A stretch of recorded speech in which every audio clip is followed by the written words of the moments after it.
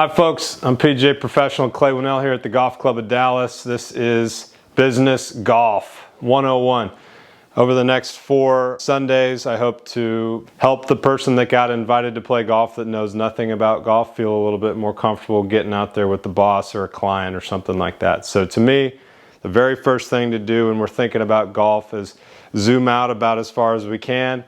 And to me, a good place to start there is golf etiquette. What is the customary code of sort of polite behavior among golfers? There's a lot of stuff that's not intuitive, a lot of landmines that you can step on that are going to make you look like a newbie.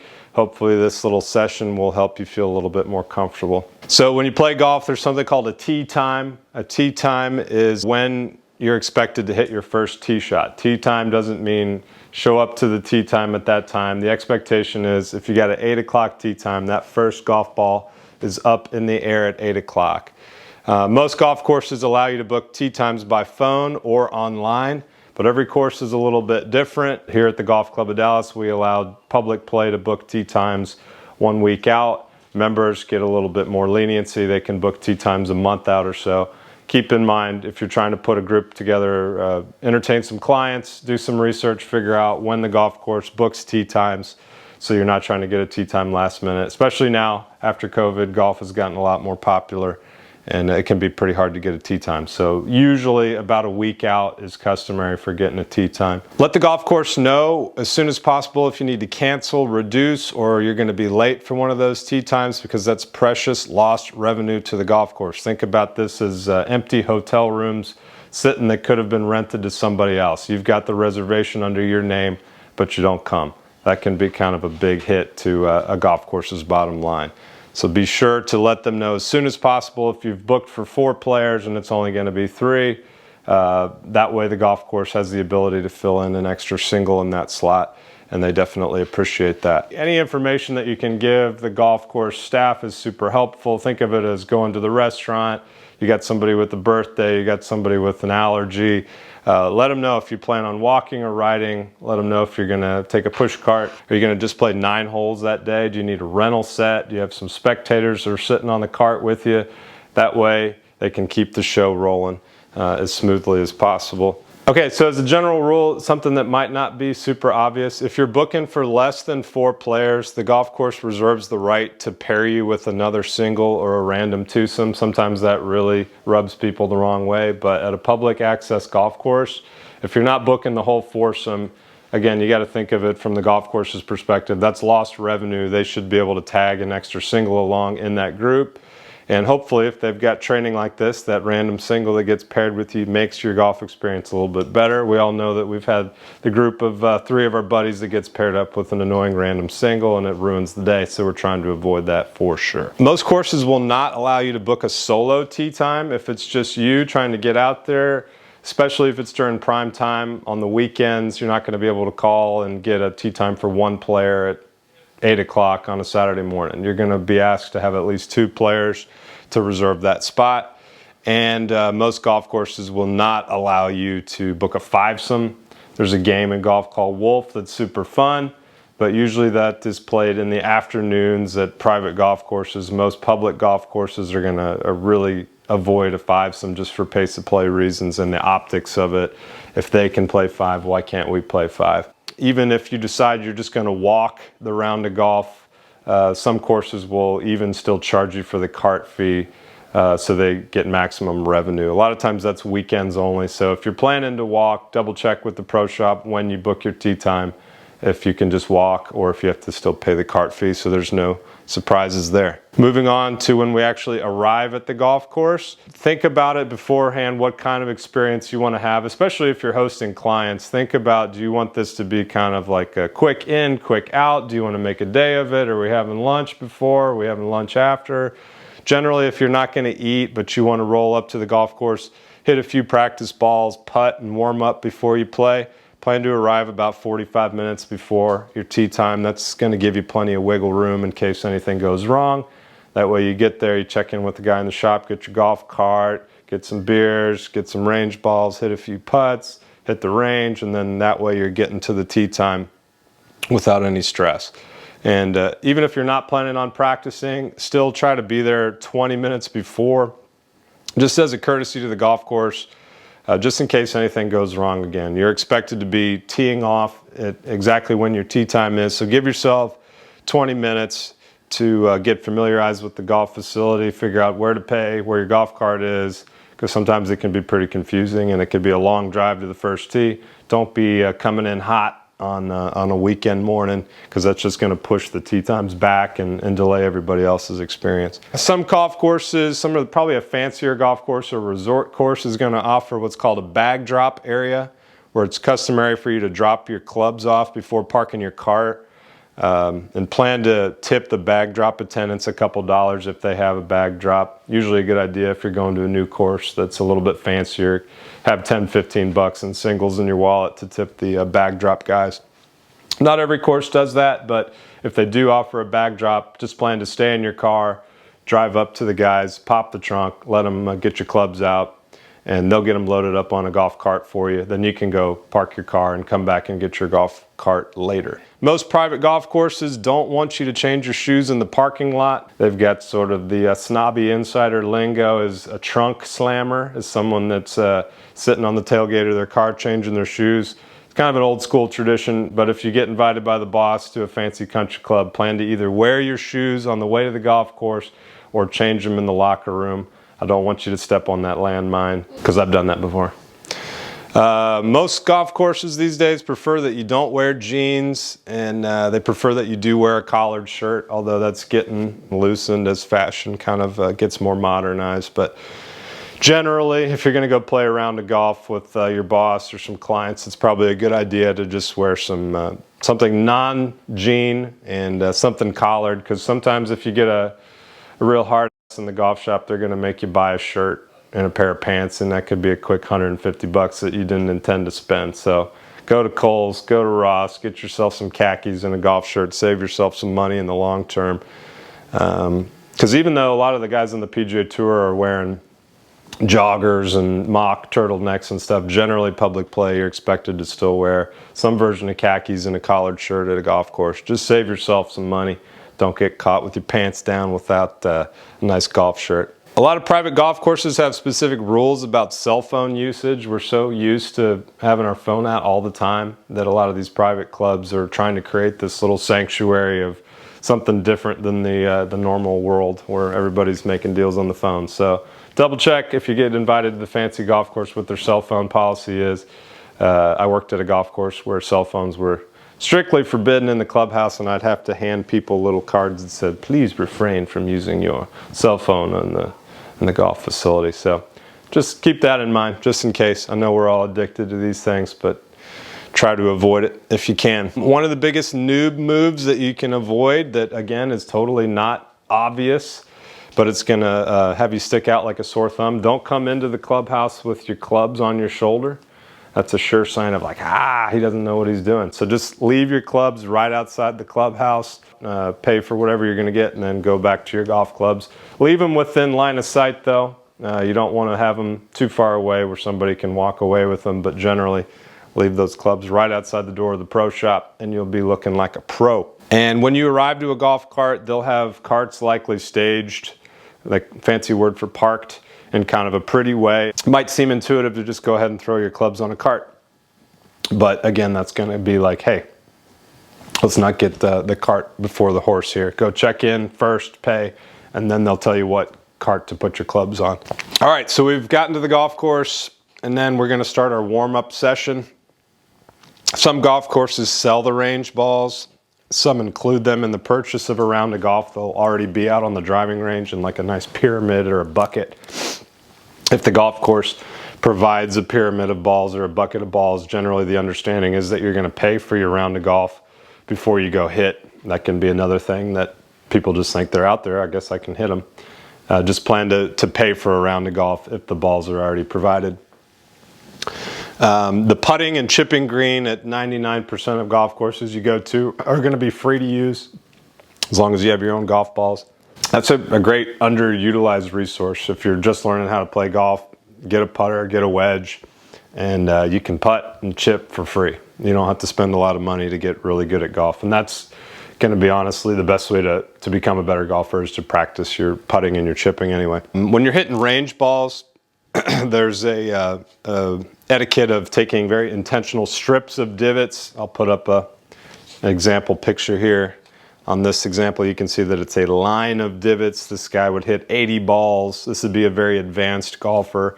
He's hit 80 balls, a typical large bucket, and he's just made one long strip of divots, where the average Joe might hit 80 balls randomly, and you just destroy a much larger surface area of turf. So that's kind of advanced etiquette. If you get invited to the boss's golf course and you're hitting a nice strip of divots, a very intentional strip, he's going to be like, ah, this guy really cares about taking care of the golf course, and that'll definitely get you some brownie points. If you're on the putting green, they spend a lot of money making the putting green very nice and smooth.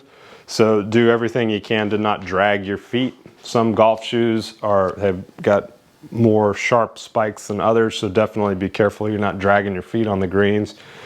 You try not to rough up the putting green. If you do rough up the putting green, you can tap down the spike marks with your putter. Ends up being the best club to use to smooth it out. A lot of these chipping greens, again, you can use for free. They might even have a bunker where you can practice hitting bunker shots. Advanced etiquette would be, after you use the chipping green or the bunker, leave it better than you found it. Pick up the little thing. It looks like a little hungry hippo ball collector. Brush them off to the edge of the green so the next guy arrives at the chipping green with it nice and clean. And you can even go above and beyond and rake the bunker. Okay, now we've warmed up and we are headed to the first tee to tee off. The goal is to arrive at the tee 5 minutes before your tee time. That gives you plenty of time to check in with the starter. The starter is someone there that is going to help get you started on time, explain the day's rules. He's going to let you know about that day's course conditions, such as the location of the pins. A lot of times there's a little diagram of the green in each cart, and he say, today we're in pin position 1, and that's going to give you an idea of where on the green that flagstick is located. He might also be telling you, hey, today is cart path only. That means that you got to keep all 4 tires on the cart path the entire time because the grass is really wet and they're trying to avoid the course getting damaged. Generally, the advanced etiquette on the golf cart is to abide by a 90-degree rule, which means you drive down the cart path until you get to your ball, and then you take a sharp left or a right in a 90-degree angle out to your golf ball and follow that same track back to the cart path to proceed. And most everybody doesn't do that, but if you do that and your boss is a super golf nerd, he's going to think that you're a rock star for abiding by the 90-degree rule. And then the last option is called scatter, which is what most people do anyway. They just drive their cart and randomly scatter it around. But try to go for 90-degree rule and you'll get extra brownie points in the boardroom. You got to take your ego out of selecting your tee when you're about to tee off. Most people play way too long of a golf course. There's absolutely zero shame if you're a beginner golfer playing from the ladies' tee, the furthest forward tee. In fact, other golfers that are more experienced are again going to give you brownie points of like, hey, yeah, you're not ready for a long golf course. The goal is to play in under 4 hours, so whatever you can do, whether that's shortening the golf course, that's going to be highly appreciated from a beginner golfer. So take the ego out of the equation when you're playing golf for the first, many rounds. It's such a hard game. Don't make it harder by teeing off from a tee box that's too long for you. You can even tee off from the fairway, honestly, if you can put a ball down by the 200-yard marker and hit a shot. Nobody's going to look down at you. In fact, they're going to think hey, that's pretty cool that he cares enough about the pace of play that he's not holding everybody up. We want you to play, but we want you to play fast. Generally, the rule is there's going to be little markers on the ground once you select your tee, and you're allowed 2 club lengths behind that. If you're going to keep true score, you can tee off from up to 2 club lengths. It could be your driver to behind the tee box, just kind of an old tradition there. Try to limit yourself to 2 practice swings max. A real newbie thing to do is you're so nervous that you're swing number 1, swing number 2, swing number 3, swing, and then immediately on the first tee, everybody's like, oh my God, this is gonna take forever. 2 practice swings max, even if you're a total noob. And then if you whiff it and you whiff it again, just pick it up and plan to drop by whoever you're riding with in the golf cart out in the fairway. No one wants to see you slash at it all day. The goal is to play in 4 hours, even if you're a brand new beginner. So sometimes you got to kind of bend the rules a little bit to keep the pace of play flowing. If you take a divot on the tee box, sand your divot. These are provided on the golf carts. They're full of sand. and you literally just sprinkle out a little bit of sand into the divot. The divot is like a chunk of the grass. You just take a big old strip of turf. If you do that on the first tee, fill it in with sand and then smooth it with your foot, and that just gives the grass a medium through which to regrow faster. And that's going to give you serious brownie points. If you take an embarrassing chunk out of the first tee, the first thing you do is go get the sand bottle and fill it in, and then nobody cares. You did the right thing. Another unspoken rule of etiquette, generally par threes, even if the starter says, hey, we're 90 degree or we're scattered today, that does not tell the whole truth. Par threes are always cart path only. And that's one of those things that a new beginner golfer is not going to have any idea. But new beginner golfer, keep all 4 tires on the cart path on a par 3, and your boss won't yell at you. Once you get on the green, there's something called a flagstick, which is just a big stick that with a flag on top that helps the golfer see where the hole is located. And when you get on the green to putt, there's a rule in golf where you can remove the flagstick or you can keep it in, and we'll get into that a little bit later. Actually, we'll get into that now. Here's an example of tending a flagstick. Someone might ask you to tend a flagstick, and this is how that should look. All right, boss man is a super serious golfer. He's got a 10-foot putt for birdie. He says, hey, would you tend the flagstick? First thing you do, you grab the flag that's waving in the wind, making just a tiny little bit of sound. You take the flag and you pinch it down, hold it like this up against the flagstick. That limits the rustling sound of the flag, okay? And you're going to slightly pull the stick out of the cup and kind of hover it in the hole. Reason we do that, when I was caddying, I ran into this, that every once in a while you get little fine grains of sand that build up in the bottom of the cup. And if you wait to pull it out until the ball's already rolling, sometimes the stick gets jammed in there and then you look like an idiot. So take that little extra moment before your guy putts, jiggle it out of the hole and just kind of hover it, holding the flagstick.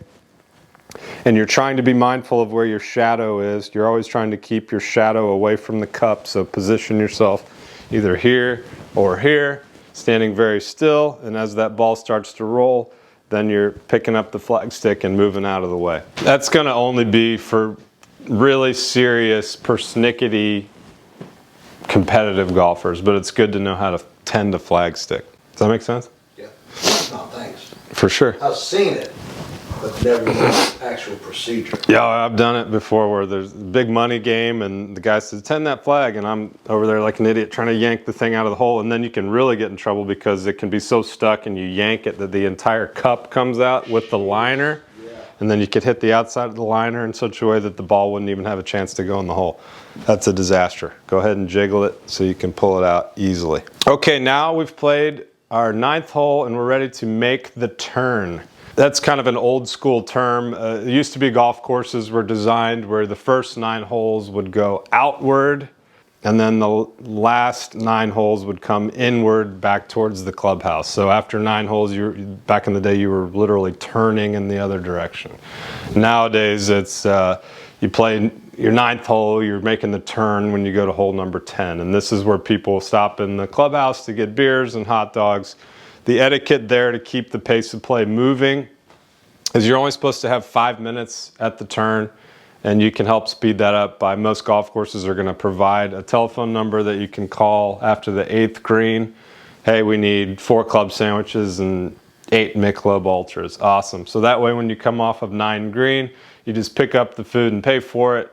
It's definitely a newbie move to finish your 9th hole and go into the clubhouse expecting to order 4 cheeseburgers and a couple of cocktails, Long Island iced tea. It just takes too long. You're only supposed to have 5 minutes at the turn, so you got to call ahead, or if you do just go in last minute, just expect to get a bag of chips and something pre-made, because the expectation is if the group behind you doesn't stop, you still maintain that order of play. You don't want to be letting people through on the turn, because then that just it stacks up and you get traffic and your back 9 pace of play is going to be bad.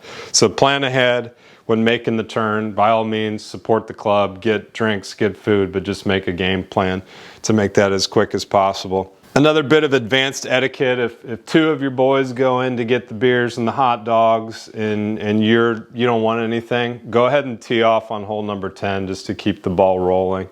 Don't wait for them to come back and then figure out what the score was on the front 9. Go ahead and tee off on 10 to hold your position in the fairway. That way if someone comes up on you, you can tell them, hey, I've already teed off. I got 2 guys on the way out. We'll be out of your way shortly. Just keep the ball rolling. Again, we're trying to go 2 hours per 9. You're trying to play in under 4 hours for 18 holes. Okay, we've played the back 9 now and we're finishing the round. Some courses provide an exit service where the staff is trained to receive you on 18 green or in the parking lot to help you clean your clubs and reload them into your vehicle.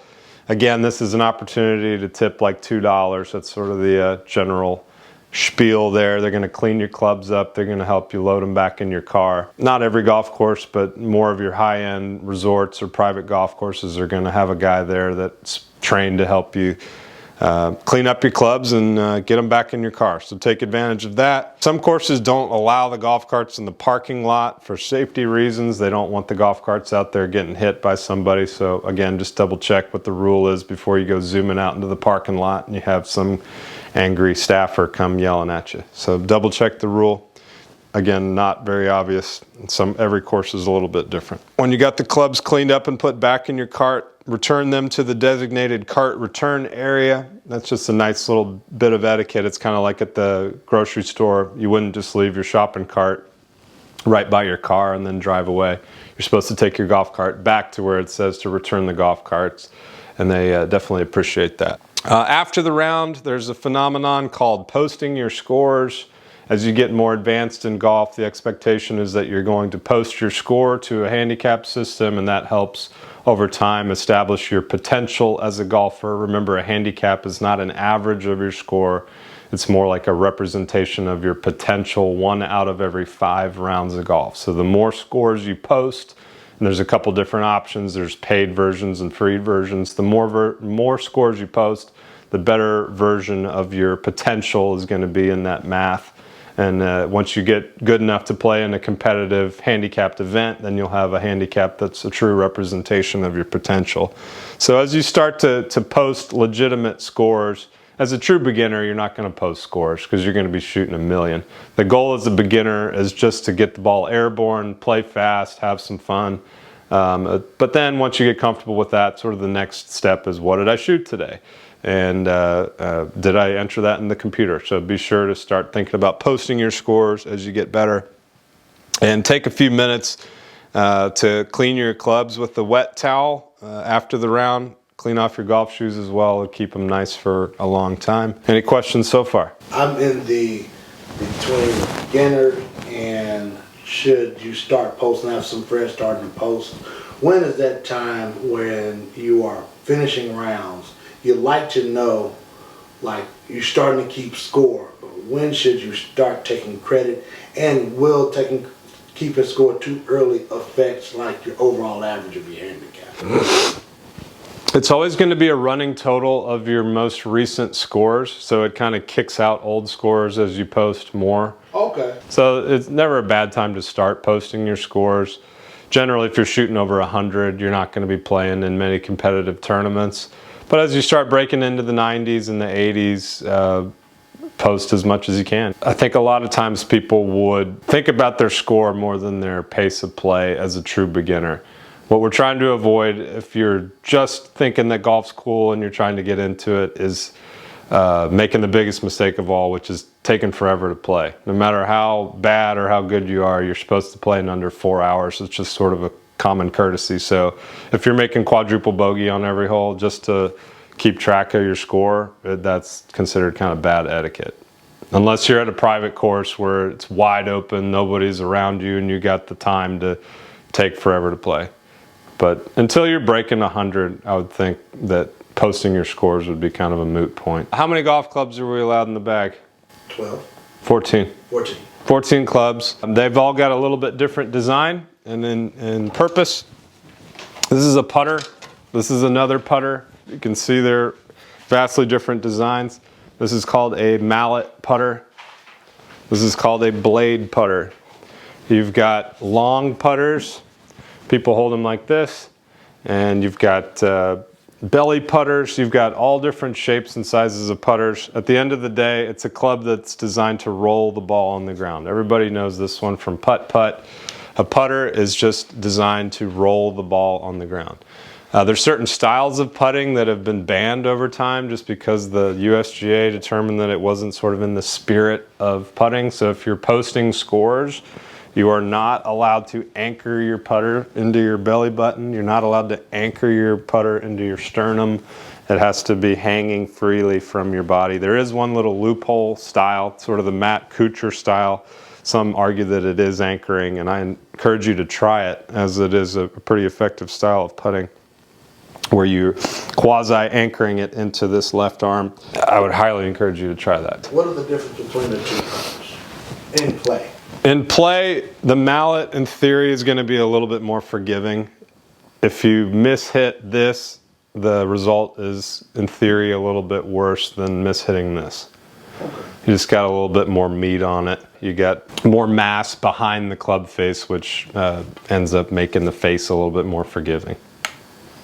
Generally, beginners are going to be starting off here, but the putting technique is the kind of thing where you don't have to be big and strong or athletically talented to putt well. So it kind of is a good idea to understand the theory of putting with a very non-forgiving club first, because that's one skill that everybody should be able to be good at. Even a 150 shooter should be able to, with the right technique, which we'll go over in this course.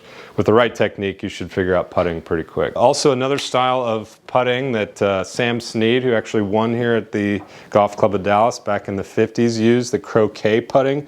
You're not allowed to putt between your legs. Another little insider golf knowledge there. No anchoring and no croquet style putting. Wedges. Wedges are designed to hit the ball a short distance off of the ground or off of sand. There's all sorts of different wedges. Generally, people will carry 3 or 4 wedges depending on the gaps between them. I personally play with 4-degree gaps between my wedges. So I have a 60-degree lob wedge, 56-degree sand wedge, a 52-degree gap wedge, also known as an attack wedge, and a 48-degree pitching wedge. So I carry 4 wedges, but you can also play with 3 wedges where you would have a 6-degree gap between your, so you would go like 60, 54, and down. There's different makeups depending on what clubs you want to have on the higher end of the bag. Some people want to have a few hybrids in the bag and at the expense of giving away a wedge. I've always had the most success playing 4 wedges, but it's up to the player. Reminder that we're only allowed to have 14 clubs, so that comes into the strategy of which wedges that I'm going to pick. And having those consistent 4-degree gaps between wedges helps our distance control. It helps us predict how far each shot's going to go, because each one of my wedges tends to go about 10 yards further than the other with 4-degree gaps. Short game is going to be something that we're going to cover in the next chapter of this series as well. Hopefully with good technique, short game becomes something pretty easy and intuitive. Irons are designed to hit the ball kind of a medium distance off of the ground or a very short tee. Irons are typically between a 9 and a 1 iron. Very few people are hitting a 1 iron or a 2 iron. Most high-level players are still carrying a 3 iron these days or a 4 iron, but here's just an example of sort of the progression of the different iron styles. This is an old Ben Hogan, considered a blade. This is a very non-forgiving club. This would be what a high-level player, like a ball striker, they'd call it a ball striker. If it's someone that really wants a very sexy-looking club that is, you can produce a bunch of different shots, it's like a nice chef's knife. It's like something that's very, it's going to let you be real creative. You're going to be able to move the ball at will, but they're very hard to hit. There's not a lot of technology in it to help you on a mishit, but a very high-level player is going to appreciate the look and the feel of a blade. And then coming up from a blade, you're going to have a cavity back club. Here's an example of a cavity back 7 iron, and there's just a little bit of relief, and it's perimeter weighted in such a way that a mishit is not as devastating. So there's a perimeter weighted cavity back iron that's going to be just a little bit easier to hit than a blade. And technology has given us what they're calling game improvement irons now. Here's an example of a Callaway game improvement iron. A lot of these things are injected with a sort of a resonant foam that helps a mishit shot not feel so bad on a cold morning in the hands. It kind of takes some of the ouchie out of it. And these things they play with the weighting in such a way that you can hit these much higher than an old school 9-iron, which then helps you hit it further. They're playing around with the center of gravity with a game improvement iron and making it much easier to get airborne. So there's a Callaway game improvement, and then this would be like a super game improvement for a ladies set. The weight is put very far back and very far down. That helps you get under the ball, hit it higher in the air if your swing speed isn't fast enough to use a blade or even a mildly offset perimeter weighted cavity back. Once you really understand that it's something that you want to play, spend like $200 max on a set of decent irons. Like the Walmart irons are good to get started if you're not sure if you want to play the game at all. But then once you get out there and you're saying, okay, I'm kind of getting into this, but my entire set costs $200, then your next move is to get a set of irons that's like 200 bucks. Nothing drives me crazier when beginner golfers get conned into buying a brand new set of custom irons too early and you're spending $2,000 on clubs and you're not really sure that you're into the game just yet. Just ease into it. A good way to go is to go to PGA Tour Superstore, go to Golf Galaxy, and they've got designs of clubs that are just a season or two old. They're drastically reduced in price, and you're going to be able to get something that's relatively new technology for a fraction of the price of brand new clubs. But get something forgiving as a beginner player for sure. Hybrids are a relatively new design. When I first started playing golf in the early 90s, they didn't have hybrids. These bridge the gap between that tough to hit 2-iron and your fairway wood, which we'll talk about in a little bit. But it's called a hybrid because the design is a hybrid between an iron and a wood. And again, these are weighted in such a way, especially out of the rough, it's much easier to get the ball up and quite a bit downrange. So as a beginner golfer, definitely invest in some hybrids. I would get like a 3 and a 4 hybrid because you're not going to be able to hit a 3 or 4 iron most likely starting out. So invest in a hybrid for sure. Those go a long way, and they're pretty easy to hit. You end up hitting them just like an iron. There's all sorts of different woods out there, typically ranging from like a 9 wood to a 1 wood. This one has a 3 on it. That would be called a 3 wood. You can see the shape there compared to a hybrid. You can see where the inspiration comes from, but they're definitely a little bit different. The wood is typically more rounded in the back, more pear-shaped, and the hybrid's just a little bit smaller, less circular. There's our 3 wood. Here's an old school 1 wood, another word for a driver, and this would have been what they would have played in the late 80s, early 90s, not that long ago. Look at the size of that head versus a modern driver head that's all the way up to 460 cc's now. So these things have become much more forgiving, but a 1 wood is a fancy word for a driver. Pretty much nobody calls it a 1 wood, but it's technically in the family of a wood, and they call them woods because back in the day they used to be made out of wood. This is a club made out of persimmon. Very pretty. It feels great when you hit it well, but man, is it hard to hit. It is not forgiving at all, but it's a good exercise to get an old club like this from a thrift store and figure out how to hit it on the range, because if you can hit that well, you can hit anything well. You can dodge a wrench, you can dodge a ball. It's the exact same logic. Generally, with a driver, you're going to tee the ball up because we are going to sweep the ball off of the tee. All these irons and hybrids are actually hitting down on the ball. The driver, you're trying to sweep up and just barely sweep that ball off of the tee on the upswing ever so slightly. So you're going to want to tee this thing up to where half of the golf ball is over the top of the driver. That's a pretty good place to start. You can always tee it up higher or lower, and we'll talk about the theory of that once we get to the full swing section of this course.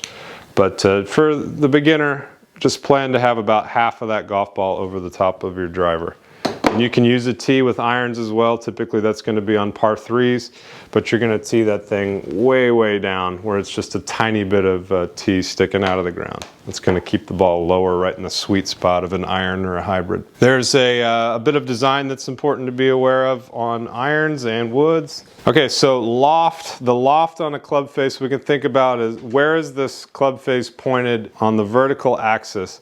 So a 60-degree wedge is going to be aimed at 60 degrees up in the air.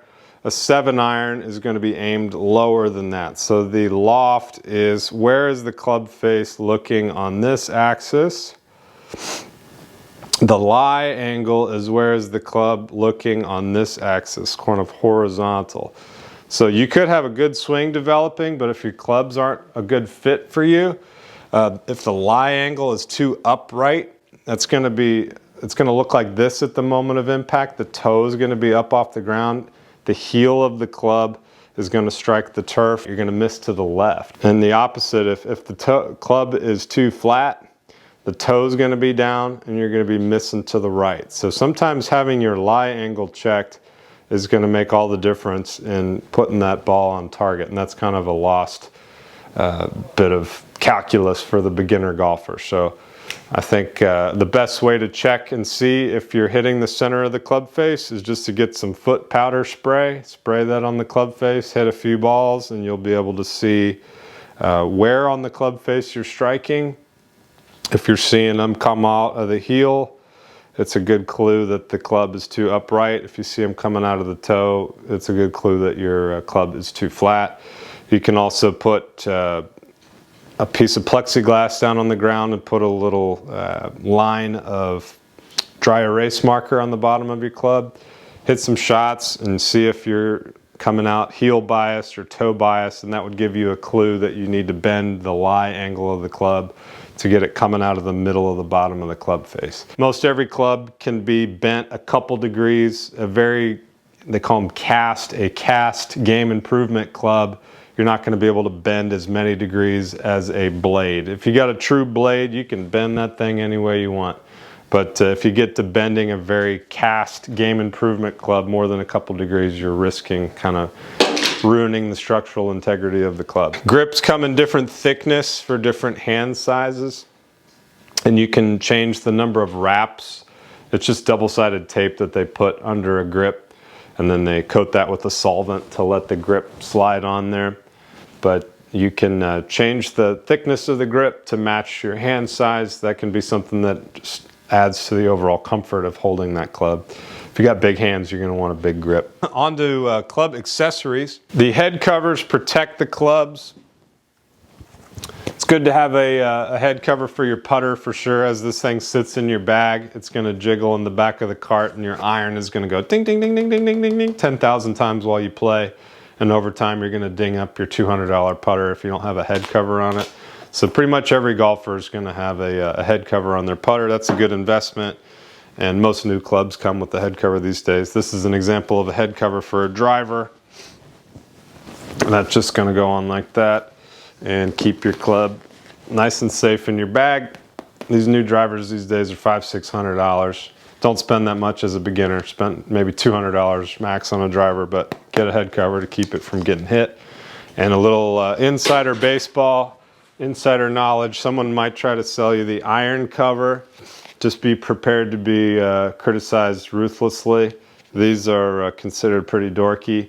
But if you're the kind of person that doesn't care what other people think and you want to keep your clubs pristine, by all means get that, but don't get this and expect to not be given grief. You will be made fun of if you have an iron cover.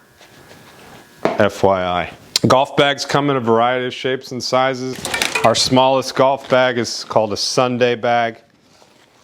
This is designed if you're just going to go and play like a little par 3 course where you don't need clubs that go really far. You just need 2 or 3 clubs, a couple balls, and some tees.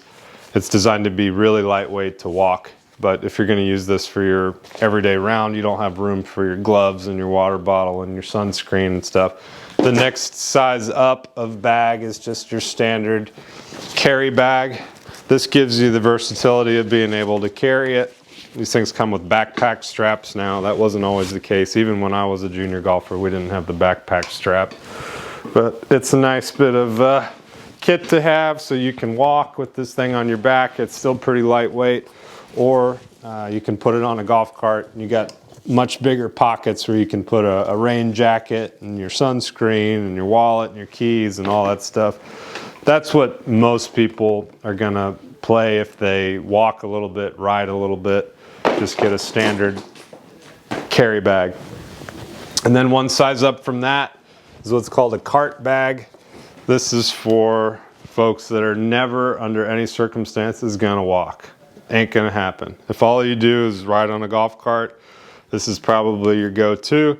You got plenty of room for extra gloves, extra balls, rain gear, whatever you want, and all your clubs. That would be a cart bag. And then this bad boy is called a staff bag. Some newbies get tricked into carrying the staff bag. Again, if you're the kind of person that doesn't care what other people think, by all means, get a staff bag. They're cool looking. But generally, if you've got a staff bag and you think that you're all that, people are gonna laugh at you for sure. Those are intended to be for touring professionals. So just keep that in the back of your mind. If you end up buying a staff bag on Craigslist or something, you probably will get made fun of if you don't break par having a staff bag. Any questions on golf bags? I'm glad I have the right bag. You got a good bag. I have this bag. This one? But I started with that bag, with the one with the stand. You just play, you play mostly client golf? I'm getting there. Yeah. I was mostly playing friend golf. Okay. Now I'm going into client golf now. So You ain't gonna, tomorrow. you're not gonna walk. No. Okay, But I want then to you're start fine. walking this course now. This is a very walkable course, and that's another bit of etiquette. Like, not every course is super walkable. This one, the tee to green distance is very short, so you finish one hole, the next tee box is right there. Some places you gotta walk a quarter mile to the next tee box. No bueno. But yeah, really, very experienced golfers are typically gonna have like a couple different bags. One if they walk, one if they ride. But this guy, it's gonna be hard to carry that one. That one gets you through most situations, but this one's got a little bit more storage. Random accessory question. I know Yes. it's not here, but I want to, going back to walking, I know there are I saw on Amazon, the walkers or the wheels that I put this bag on with like a handle and like a... Oh, the push cart? Yeah, the push cart. These guys? Yeah. That's on my Christmas. These are great. This worth the investment? Yes, this is worth the investment. This is one of those things that if you see college golfers that still don't use these, it's like a strategic disadvantage. These college teams are expected to walk 18 holes, and some folks still use the carry bag, but if you have the ability to use a push cart, it saves your back tremendously. Plus you can weigh it down with as much stuff as you want. Again, rain gear. If it's a tough course to walk, you're probably not going to want to have your umbrella in there and two dozen extra golf balls, but if you have this, who cares? This is a great investment if you like to walk and you want to weigh your bag down with all your provisions. Definitely invest in one of those bad boys. It's just like a nice way to play too. You can put your cart like right by the green. It ends up speeding up play because you don't have to abide by the normal cart rules. You can just go wherever you want. But don't drive them across the putting green. You won't do any damage, but you're going to be looked at as like a heathen if you push your push cart across the putting green. So just take it around the fringe of the green. Golf gloves come in a regular size and a cadet size. The cadet means that it has slightly shorter fingers and a wider palm.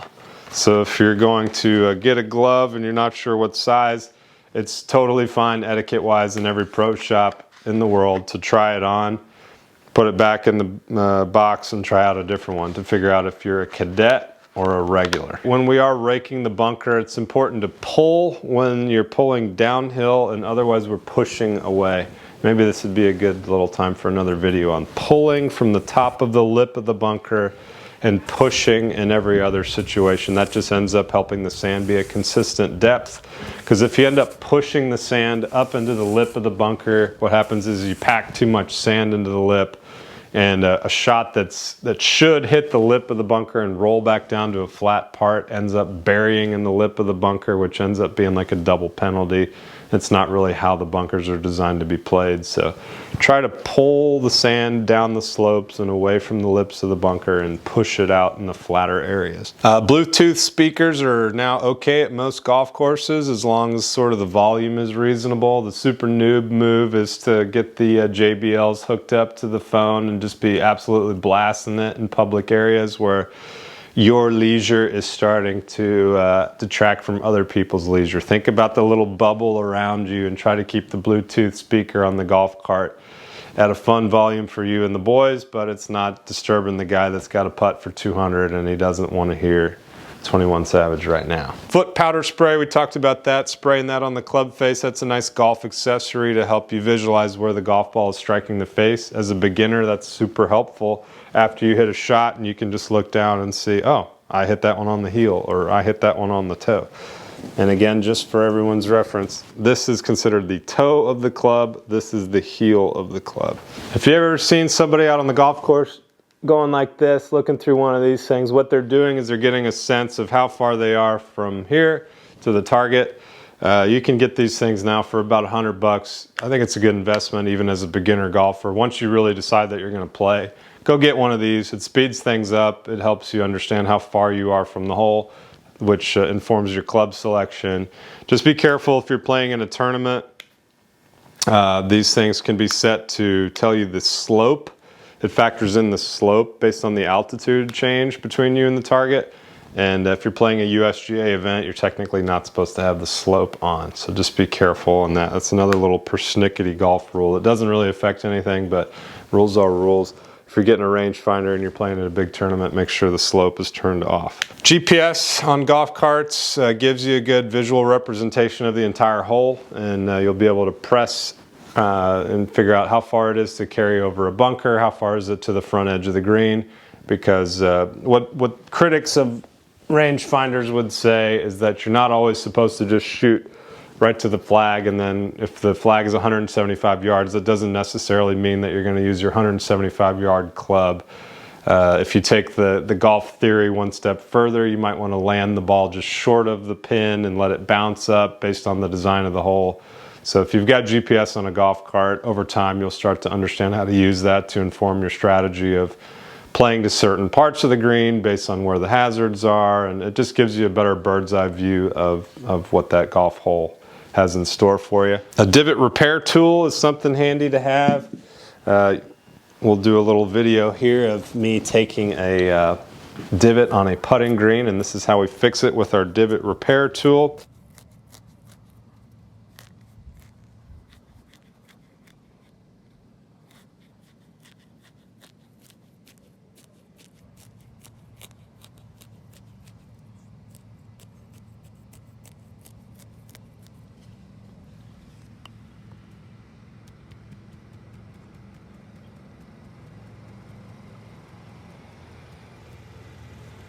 These are designed to just be pushed in from the edge of the divot, pushed towards the middle, and then you can take your driver or your putter and pat it down like that. That would be an advanced bit of etiquette to have a ball mark repair tool. Another bit of kit that's helpful to have is a ball marker.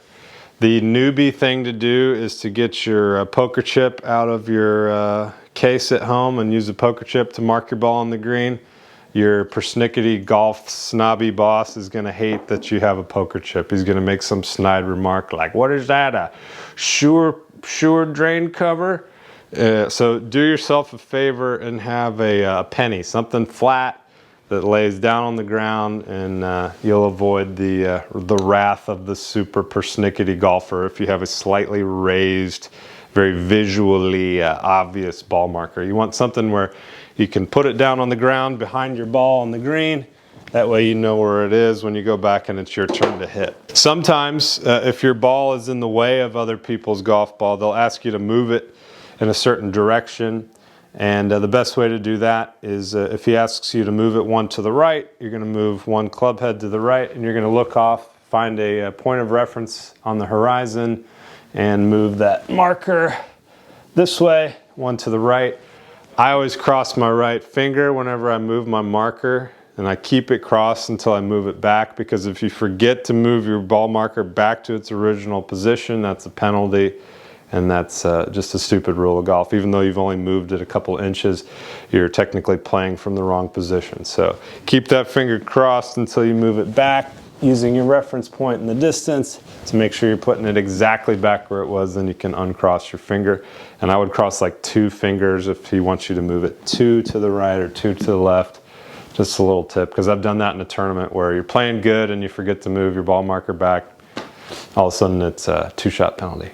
Could that be a strategy too for people who want to really throw your game off, or is that just unprofessional to do? I mean, there's sort of an understanding that golf is a gentleman's game, but in a money game, typically the best etiquette, if you see someone obviously about to putt without moving it back, you're supposed to say, hey, don't forget to put your ball back. But yeah, you're under no obligation to tell that person to put the ball back to where it was, but it would be considered kind of like slimy. Yeah, okay. If you do it like as a way of winning. A wet towel is a super important thing to keep on your bag. Just something that has a little bit of friction to it. When you get it wet, you can really rub it in the grooves of your clubs. It'll keep your clubs nice longer. And it's good to have it in case your ball gets mud on it. You can wipe it off with your nice wet towel. We talked about the sand bottle. The sand bottle helps us fill divots so the grass has a medium through which to regrow. And there's typically stations out on the golf course where if you use up all the sand on your cart, you can grab some extra sand out on the course. That's advanced etiquette for sure. Most people don't fill their divots, let alone refill their sand bottles when they're playing. So if you're a newbie and you get invited to play your first round of golf and you're out there sanding divots while keeping good pace of play, and you say, hey, we're out of sand, let's get some more sand bottles, they're gonna be like, man, you did your homework, good job. The flags on the golf course, we talked about tending the flagstick, but the flags themselves often have different color-coded meaning. A lot of times a red flag would indicate that it's in the front of the green, a white flag would be in the middle of the green, and a blue flag would be in the back of the green, and that helps inform your club selection as well. Generally, if the pin is in the front of the green, that would encourage a higher trajectory. If the pin's in the back of the green, it would encourage a lower trajectory to get that ball rolling to that back pin. Not always, but generally that's sort of a helpful little clue, especially on a par 3. If you got a red pin, you're typically going to bring it in a bit higher than if you've got a back pin. You're going to want to bounce it back to that back pin. There's unspoken color-coded language on the discs out in the fairway as well. If you see a red disc or a red square, cement square, permanent structure out in the middle of the fairway that's red, that means 100 yards, typically to the center of the green. Some courses, the red will mean 100 yards to the front edge of the green, but if that's the case, they're always going to have a little extra note to make sure that you're aware that's 100 yards to the front edge of the green. Typically, the red disc means you're to the middle of the green. The white disc means you're 150 to the middle of the green. The blue markers out there are 200 to the middle of the green, and the yellow markers are 250 to the middle of the green. And that should get you over the hump with much of the unspoken etiquette of golf. I know it's a lot. There's a lot to know, and it can be very intimidating to play your first round of golf if you get invited out to play. Hopefully this has been helpful. And leave some comments if you have any other questions. Thank you.